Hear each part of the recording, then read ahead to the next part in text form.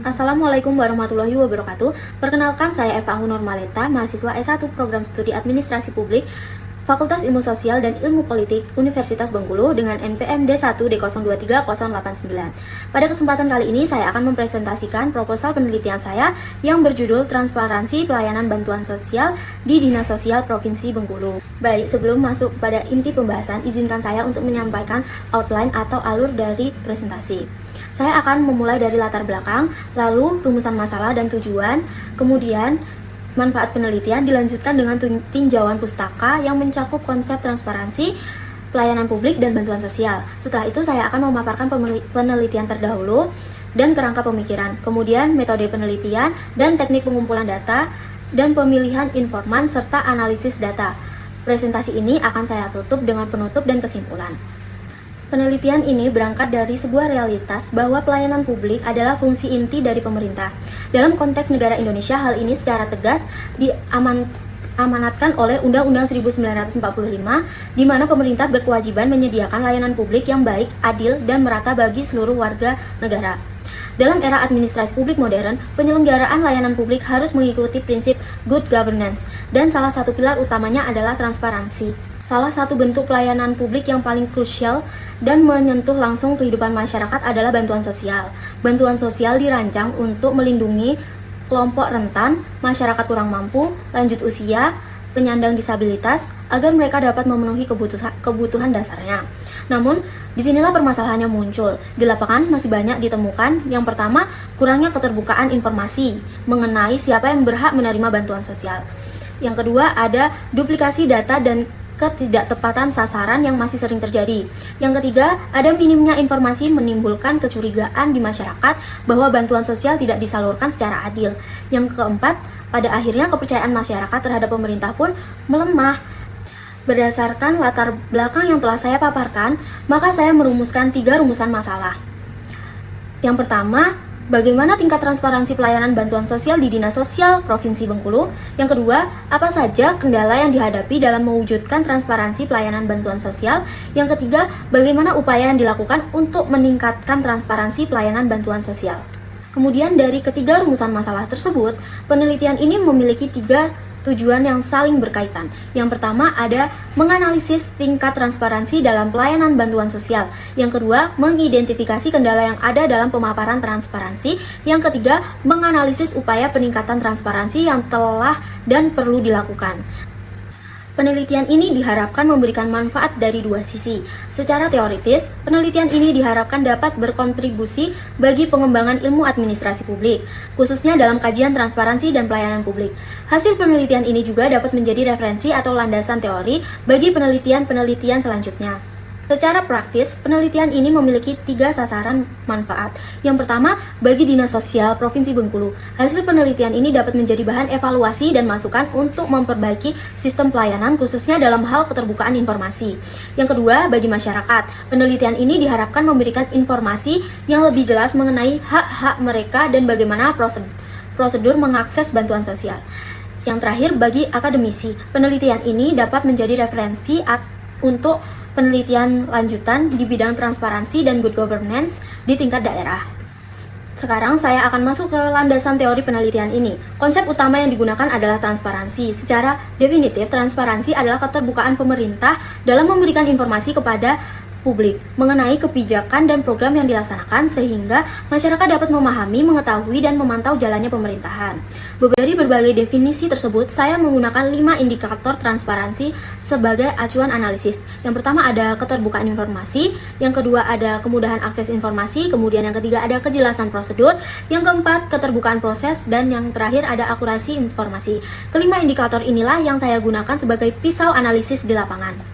Untuk mengukur kualitas pelayanan, saya menggunakan konsep Servqual dari Prasurman, Zetmal, dan Berry tahun 1988 yang mencakup 5 indikator. Indikatornya yaitu Tringbel atau fasilitas fisik, kedua ada reliability atau ketepatan layanan, yang ketiga ada responsivitas atau kecepatan merespon, yang keempat ada jaminan atau kompetensi petugas, dan empati atau perhatian personal kepada masyarakat.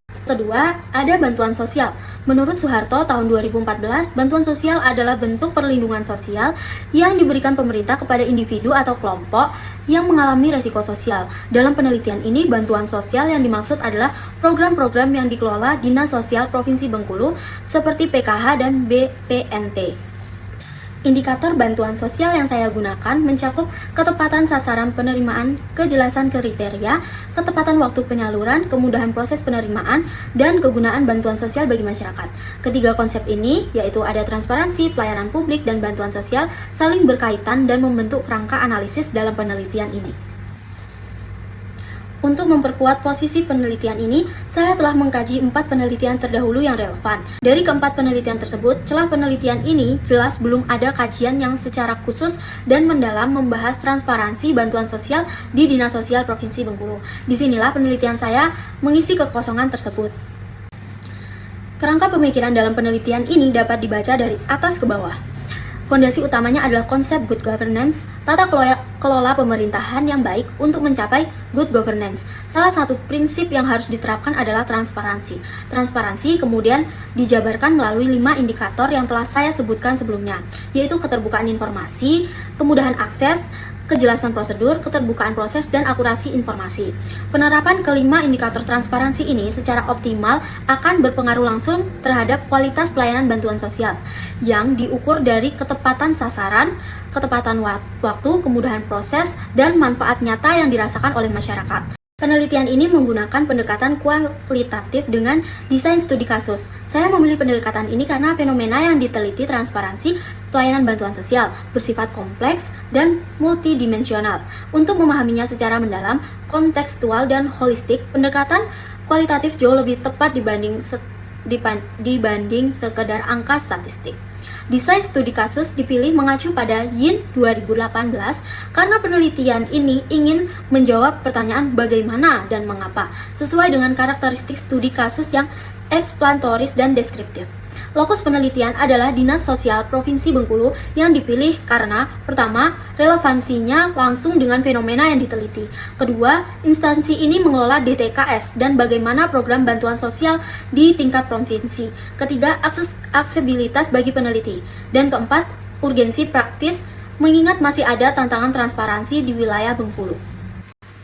Analisis data menggunakan model interaktif Mills, Hubermans, dan Saldana 2014 dan keabsahan data dijaga melalui triangulasi. Secara hukum, penelitian ini juga berpihak pada 3 regulasi utama, yaitu Undang-Undang Nomor 11 Tahun 2009 tentang Kesejahteraan Sosial, Undang-Undang Nomor 25 Tahun 2009 tentang Pelayanan Publik, dan Perpres Nomor 63 Tahun 2017 tentang penyaluran bantuan sosial non-tunai.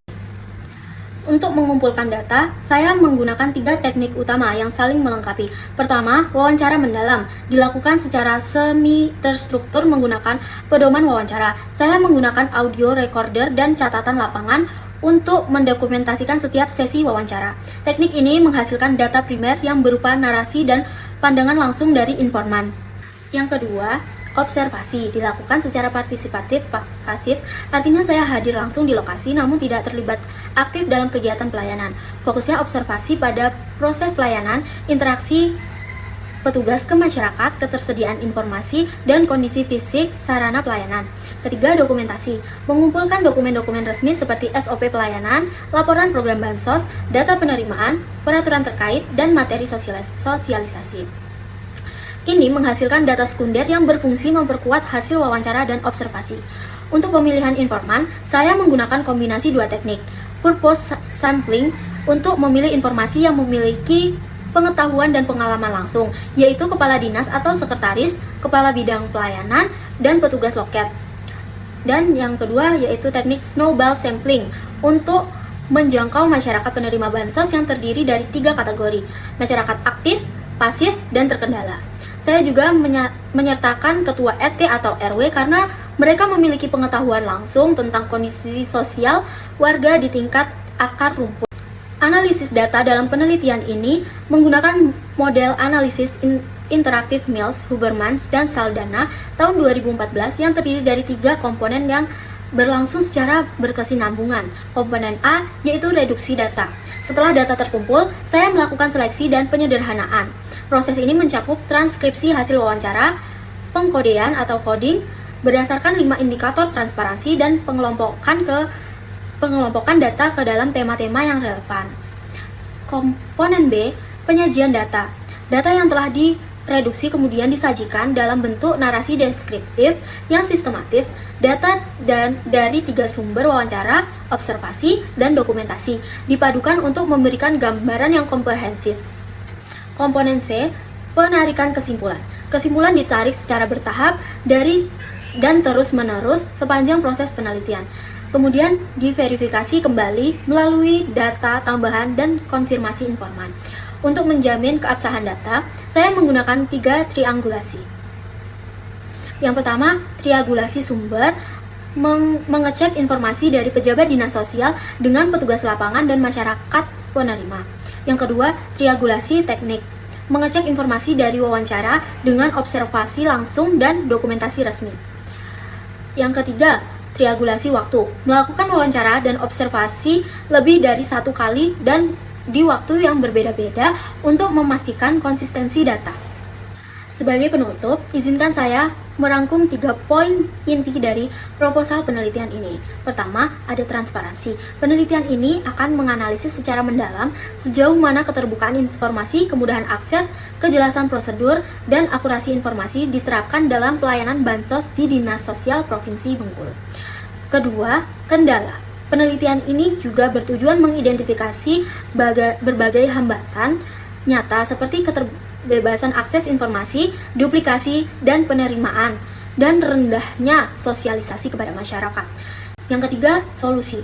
Dari temuan tersebut, diharapkan dapat dirumuskan rekomendasi berupa inovasi sistem informasi, peningkatan sosialisasi partisipasi masyarakat aktif, dan pemanfaatan teknologi demi terwujudnya good governance. Demikian presentasi proposal penelitian yang dapat saya sampaikan.